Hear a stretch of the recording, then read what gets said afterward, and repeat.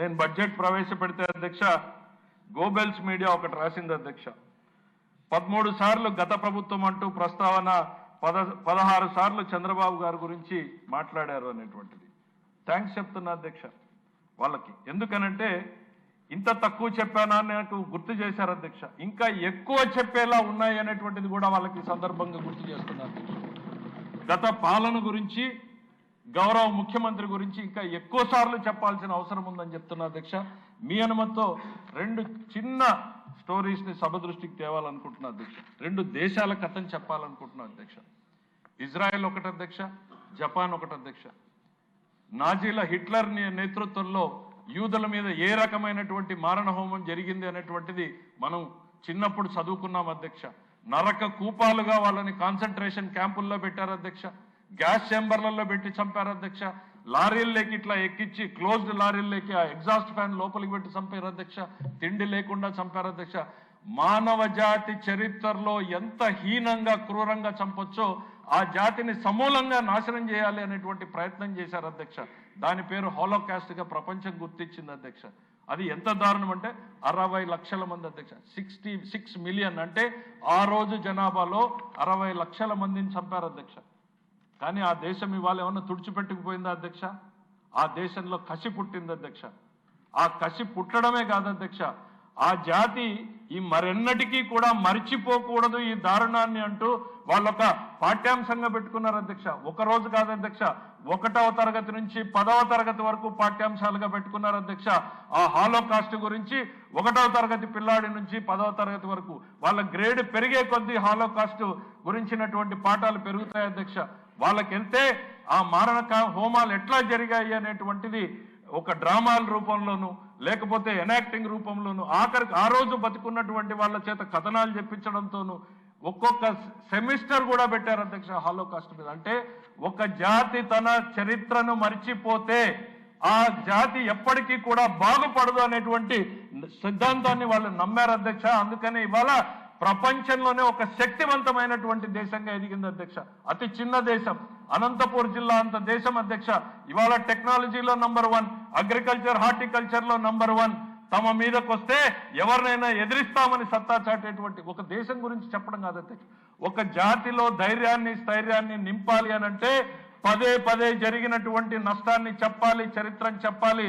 అందుకే చెప్తాను అధ్యక్ష, గత బడ్జెట్ లో చెప్పాను అధ్యక్ష, సిగరెట్ తాగడం హానికరం అని ఎట్లా చెప్తారు, వైసీపీ రాష్ట్రానికి హానికరం అని గతంలో చెప్పాను అధ్యక్ష.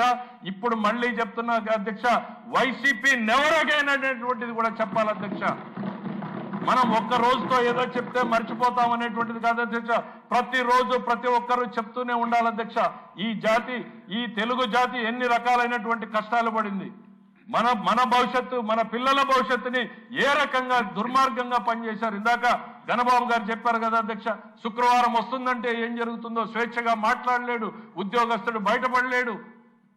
ఈ దుర్మార్గాలని ఈ తెలుగు జాతి ఉన్నంత కాలం చెప్తూనే ఉండాలి.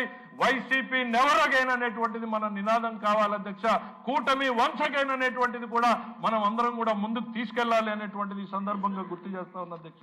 వాళ్ళకి థ్యాంక్స్ చెప్పాను అధ్యక్ష. ఎందుకనంటే 13 సార్లే చెప్పాను అని ప్రతి పేజీలోనూ మీ దారుణాల గురించి చెప్పాలి, మా పాలన గురించి గొప్ప విషయాలు చెప్పాలి అనేటువంటిది గుర్తు చేసినందుకు గోబెల్స్ మీడియా గురించి చెప్తాను. వాళ్ళు చేసింది ఏంది అధ్యక్ష, ఆ రోజు హిట్లర్ ఉన్నాడు, గోబెల్స్ అనేటువంటి వ్యక్తి ప్రపంచానికి ప్రాపగాండా మినిస్టర్ అధ్యక్ష. వాడి పేరు మీదనే ఈరోజు గోబెల్స్ ప్రచారం అంటారు అధ్యక్ష. ఇవాళ తేడా ఏముంది అధ్యక్ష, ఈ నయా నాజీల పాలనలో వీళ్ళకి ఓ మీడియా సంస్థను పెట్టుకున్నారు అధ్యక్ష గోబెల్స్ ప్రచారం చేయడానికి. ఇవన్నింటినీ కూడా ప్రజలు గుర్తుంచుకునేలా మనం పదే చెప్పకపోతే మన ప్రయారిటీస్ లో మార్పులు వస్తాయి, సమాజం మర్చిపోయే ప్రమాదం ఉంది. ఈ దుర్మార్గుల పాలన గురించి మనము మన పిల్లలు ఏ రకమైనటువంటి నష్టాలు చూసాం, రాబోయేటువంటి తరం ఏ రకంగా నష్టపోతుంది అనేటువంటిది చెప్పాల్సినటువంటి అవసరం ఉంది అన్నటువంటిది ఈ సందర్భంగా చెప్తున్నా అధ్యక్ష. అదే భావన మన ప్రజల్లోనూ కూడా ఉండాలి అధ్యక్ష. ఇవాళ నరేంద్ర మోడీ గారు ఒక విషయంలో ఆయన ఒక సక్సెస్ అయ్యారు అధ్యక్ష. ఒక కుటుంబ పాలన నుంచి, కుటుంబ ఆరాధన వైపు నుంచి ఒక జాతీయ భావాన్ని తీసుకురావడంలో ఆయన ఈరోజు భారతదేశంలో మోస్ట్ సక్సెస్ఫుల్ గా తీసుకెళ్లారు అధ్యక్ష. భారతదేశంలో మొట్టమొదటిసారి ఒక జాతీయ భావాన్ని గ్రామ స్థాయి నుంచి ఢిల్లీ స్థాయి వరకు కూడా చూడగలుగుతున్నామంటే ఇవాళ ఒక వ్యక్తి తన ప్రయత్నాన్ని మొదలుపెట్టి, ఒక పార్టీ తన ప్రయత్నాన్ని మొదలుపెట్టింది అధ్యక్ష. ఈ రాష్ట్రంలో మనందరి బాధ్యత అనేటువంటిది కూడా గత పాలన చేసినటువంటి దుర్మార్గుల గురించి, దుర్మార్గాల గురించి కూడా గుర్తు చేస్తూనే ఉండాలి. ఈ రాష్ట్రం ఎక్కడ ఏ పరిస్థితుల్లో అధ్యక్ష, తమిళనాడు నుంచి విడిపోయి వచ్చాం, కర్నూలుకు వచ్చాం, హైదరాబాద్ వెళ్ళాం, మళ్ళీ ఇక్కడికి వచ్చాం. ఈరోజు మనకు శక్తి లేదా? ప్రపంచవ్యాప్తంగా మన పిల్లలు లేరా? మనకు ఆలోచనలు లేవా? కానీ స్ఫూర్తినిచ్చేటువంటి నాయకత్వం గత 5 ఏళ్లలో లేకపోవడం మూలాన ఇవాళ దెబ్బతిన్నాం అధ్యక్ష. మళ్ళీ ఈ రాష్ట్రానికి ఆ స్ఫూర్తిని, ఒక దశను, ఒక దిశను ఇచ్చేటువంటి నాయకత్వం రాబట్టే ఈరోజు మళ్ళీ ఈ రాష్ట్రం గాడిన పడి పరుగులు పెట్టేటువంటి ప్రయత్నం చేస్తా ఉంది అధ్యక్ష. భవిష్యత్తులో తప్పు జరగకూడదు, continuity of the governance is more important అనేటువంటిది మనం ప్రతి ఒక్కరం కూడా చెప్తూనే ఉండాలి అనేటువంటిది సందర్భంగా గుర్తు చేస్తున్నా అధ్యక్ష. ఇది మన కోసం కాదు అధ్యక్ష, ఈ రాష్ట్రం కోసం, ఈ రాష్ట్రంలో ప్రతి కుటుంబం భవిష్యత్తు కోసం ఇవాళ ఈ కూటమి మళ్ళీ మళ్ళీ రావాల్సినటువంటి అవసరం ఉంది అనేటువంటిది ఈ సందర్భంగా గుర్తు చేస్తా ఉన్న అధ్యక్ష. ఇక బడ్జెట్ల గురించి, ఎందుకంటే అధ్యక్ష వాళ్ళు గుర్తు చేసినందుకు మళ్ళీ ఎక్కువ చెప్పాల్సి వచ్చింది. బడ్జెట్లో సంక్షేమాల గురించి, సంక్షేమం గురించి, అభివృద్ధి గురించి అధ్యక్ష, ఈరోజు ప్రభుత్వంలో బడ్జెట్లో చెప్పినట్టుగానే అంత ఈజీగా ఏం లేదు అధ్యక్ష. డే టు డే ప్రతిరోజు కూడా నిత్యం సంఘర్షణ జరుగుతూనే ఉంది అధ్యక్ష. ఆర్థిక శాఖలో ప్రయారిటీస్ చేయాల్సినటువంటివి ఎక్కువ ఉన్నాయి, చెల్లించాల్సినవి ఎక్కువ ఉన్నాయి, మనకు వస్తున్నటువంటి పరిమిత ఆదాయం ఉంది. కానీ మాకున్నటువంటిది ఒకటే ఒక నమ్మకం అధ్యక్ష. ఆ నమ్మకాన్ని ఇస్తున్నటువంటి నాయకత్వం అధ్యక్ష. ఆ నాయకత్వానికి బలంగా బాసటగా నిలబడినటువంటి ఢిల్లీ గురించి కూడా చెప్పక తప్పదు అధ్యక్ష. ఎందుకనంటే అధ్యక్ష, ఈరోజు ముఖ్యమంత్రి గారు ఎప్పుడూ చెప్తూ ఉంటారు అధ్యక్ష, 80 లక్షల టన్నుల చెత్తను వదిలారని. రాష్ట్రంలోనే కాదు అధ్యక్ష, ప్రభుత్వంలో దానికి మించినటువంటి చెత్తను వదిలేసిపోయారు అధ్యక్ష. ప్రతి శాఖలో కూడా మంత్రులు ఎప్పుడు కూర్చొని మాట్లాడినా ఉన్నా కూడా ఏ డిపార్ట్మెంట్లో ఎంత చెత్త వదిలిపోయారు అనేటువంటిది డిస్కషన్ నడుస్తూ ఉంది అధ్యక్ష.